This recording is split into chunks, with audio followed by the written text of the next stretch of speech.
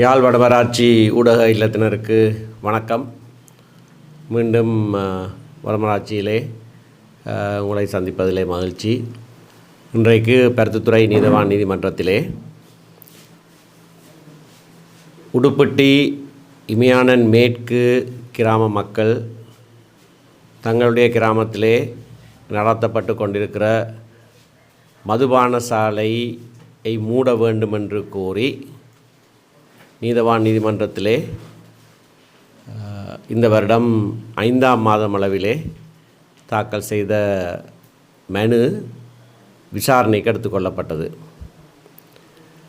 32 பொது அமைப்புகள் சேர்ந்து இந்த இடத்திலே இந்த மதுபான சாலை இருப்பது ஒரு பொது தொல்லை என்று முறைப்பாடு செய்திருக்கிறார்கள்.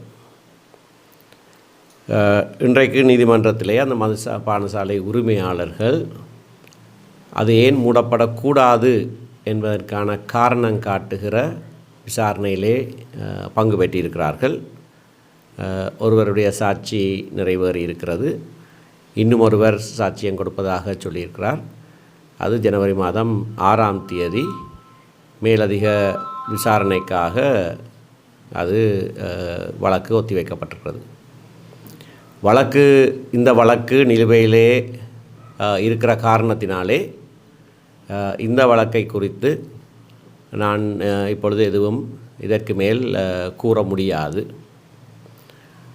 ஆனால் பொதுவாக மதுபான சாலை அனுமதிகள் வழங்கப்பட்டிருப்பதும் விசேடமாக இந்த வருடத்திலே இப்படியான 361 அனுமதி பத்திரங்கள் புதிதாக வழங்கப்பட்டிருப்பது சம்பந்தமாக அரசாங்கம் பாராளுமன்றத்திலே ஒரு தகவலை வெளியிட்டிருக்கிறது. ஆனால் இந்த அரசாங்கம் பதவிக்கு வருவதற்கு முன்னதாக இப்படியாக மதுபான சாலை உரிமை பத்திரங்கள் கொடுப்பதிலே அரசியல் லஞ்சம் இருப்பதாக சொல்லியிருந்தார்கள். பல பாராளுமன்ற உறுப்பினர்கள், அன்றைய பாராளுமன்றத்திலே உறுப்பினர்களாக இருந்தவர்கள் உடைய சிபாரிசின் பேரிலே இந்த புதிய